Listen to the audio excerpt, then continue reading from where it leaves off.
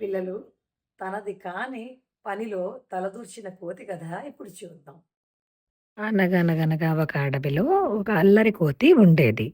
అది చెట్ల మీద నుంచి దుముకుతూ, ఈ చెట్టుకి, ఆ చెట్టుకి వెళుతూ, అల్లరి చేస్తూ తిరుగుతూ ఉండేది.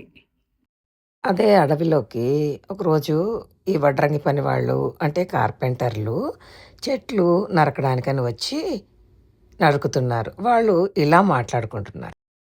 నాకు చాలా ఆకలిగా ఉంది. అని ఒక పని అతను అనగానే మిగతా పని వాళ్ళు కూడా అవును. మాకు కూడా చాలా ఆకలిగా ఉంది. ఈ పని ఇప్పట్లో అయ్యేట్టు లేదు. కాసేపు ఆపి అన్నం తిందాం.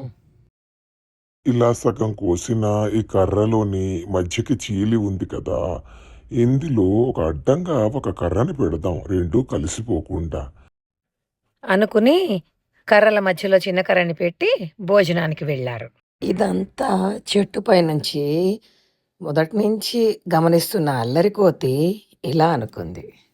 వాళ్ళు భోజనాలు చేసి వచ్చేలోపు వాళ్ళు పెట్టిన ఈ కర్ర మధ్యలో ఉన్న చిన్న కర్రను తీసి చూస్తాను ఏం జరుగుతుందో అని కిందకి దిగింది. దిగి ఆ మధ్యలో ఉన్న కర్రని లాగడం మొదలెట్టింది. దాని బలమంతా ఉపయోగించి ఆ కర్రని లాగేటప్పటికి చచ్చాను రోయ్ దేవుడో, నా తోక ఈ రెండు కర్రల మధ్య ఇరుక్కుపోయింది.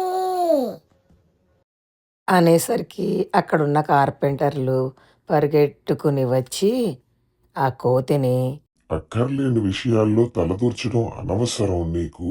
ఎందుకు తలదూర్చావు? అని తిట్టి దాని తోకని ఆ రెండు కర్రల మధ్యలోంచి బలవంతంగా పైకి తీసి ఇంక చాలు. వెళ్ళి నీ పని చూసుకో.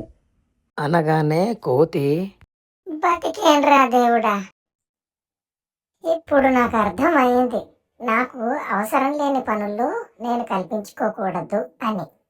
పిల్లలు చూశారు కదా! తనకి తెలియని పనిలో దూరి కోతి కష్టాల పాలయ్యింది. ఎవరైనా కూడా తమకు అర్థం కాని పనుల్లో కలుగజేసుకోకూడదు.